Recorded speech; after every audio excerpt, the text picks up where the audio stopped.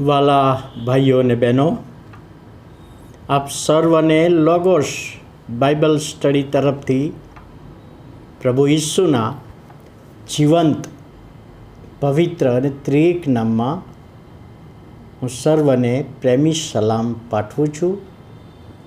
આજનો દિવસ એટલે 11મી જૂન 2024 અને મંગળવારનો આ નવો દિવસ આપણા જીવનોમાં પ્રભુએ બતાવ્યો માટે પ્રભુનો ખૂબ આભાર આપણે માનીએ છીએ.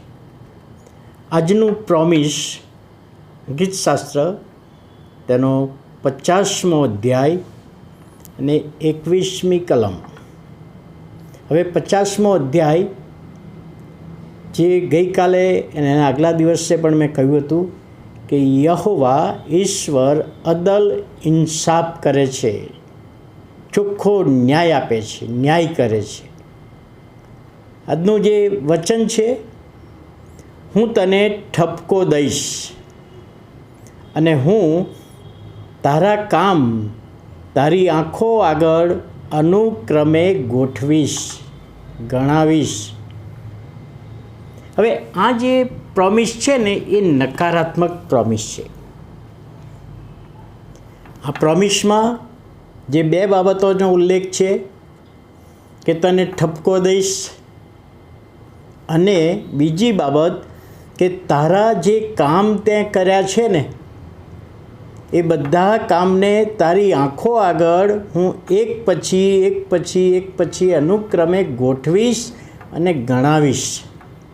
એટલે નકારાત્મક બાબત છે. તો એક પ્રશ્ન આપણને થાય કે આ પ્રોમિસ કોના માટેનું છે? આ પ્રોમિસ કોના માટેનું છે? જો 50મો અધ્યાય અને 16થી 20 કલમ આપણે વાંચીએ ને, આ વિડીયો પૂરો થાય પછી તમે 50મો અધ્યાય 16થી 20 કલમ વાંચજો. ત્યાં જે બાબતો લખવામાં આવી છે ને બહુ પ્રેક્ટિકલ બાબત છે. પ્રભુ આપણા જીવનોની બાબતો જાણે છે, આપણા અંતઃકરણને તપાસે છે. અને ત્યાં દુષ્ટ માણસ વિશે લખવામાં આવ્યું છે કે દુષ્ટ માણસ, તને હું ઠપકોય આપીશ અને તારી આંખો આગળ હું એક જાણે કે ફિલ્મ બતાવીશ. શબ્દો એવા નથી પણ એનો મિનિંગ એવો થાય, તારા કામ તારી આંખો આગળ એક પછી એક હું બતાવીશ, અનુક્રમે ગોઠવીશ. તો આ દુષ્ટ લોકોએ શું કર્યું છે એ આ 16થી 20 કલમમાં એનો ઉલ્લેખ છે.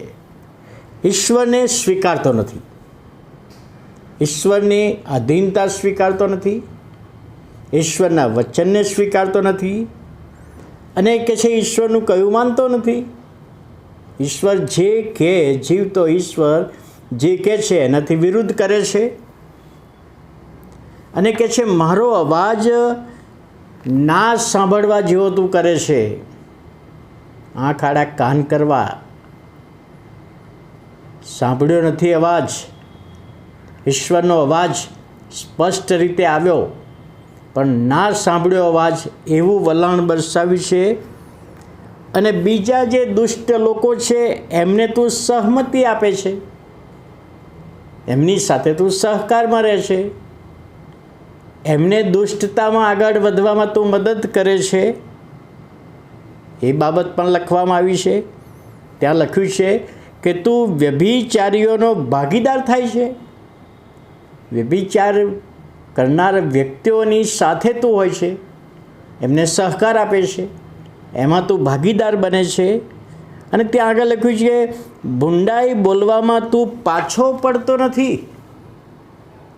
ભૂંડાઈ બોલવામાં, લોકોની ભૂંડાઈ કરવામાં, સેવકોની, સેવિકાઓની ભૂંડાઈ કરવામાં, સગાઓની ભૂંડાઈ કરવામાં, મિત્રોની ભૂંડાઈ કરવામાં, આડોશી પાડોશીની ભૂંડાઈ કરવામાં તું પાછો પડતો નથી, એવું પણ અહીં લખવામાં આવ્યું છે.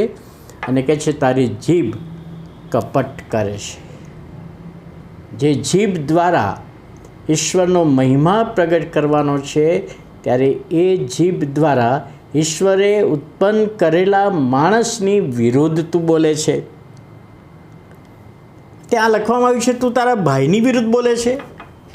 અને બહુ જ સાચી બાબત અહીંયા લખવામાં આવી છે કે વ્યક્તિ પોતાના ભાઈની વિરુદ્ધ કે પોતાના બહેનની વિરુદ્ધ, પોતાના મા બાપની વિરુદ્ધ, પોતાના બાળકોની વિરુદ્ધ, સગાઓની વિરુદ્ધ તું બોલે છે, તું એમની વિરુદ્ધ બોલે છે, તું નિંદા કરે છે, કુસંપ રચે છે, ઈર્ષાને અદેખાઈ કરે છે, અને કે છે તારી જીભ જે આગળ કહ્યું એ પ્રમાણે કપટ કરે છે. તો આ બધા કામ હું તારી આગળ પ્રગટ કરીશ.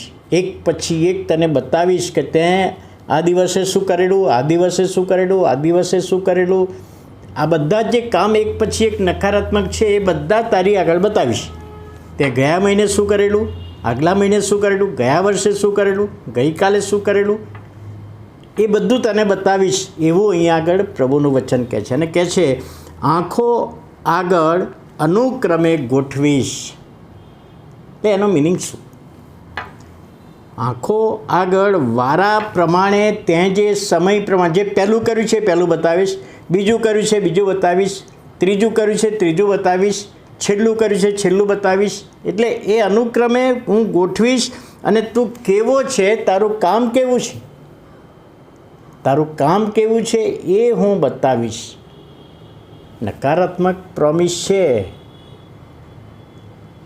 પણ આ જે ભૂંડાઈવાળી બાબતો કદાચ આપણા જીવનમાં એકાદ બે હોય તો પણ આજે ક્ષમા માગીને પ્રભુની પાસે આવીએ, પ્રભુની સહાય માગીએ, અને પ્રભુ આપણને સહાય કરનાર છે.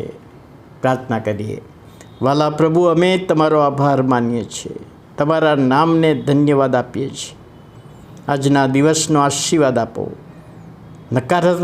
નકારાત્મક પ્રોમિસ છે, પણ પ્રભુ અમે હકારાત્મક લઈ શકીએ, અમે આવું ન કરીએ એ માટે સહાય કરો. ઈસુ પ્રભુના નામે સાંભળો, માન્ય કરો. આમેન.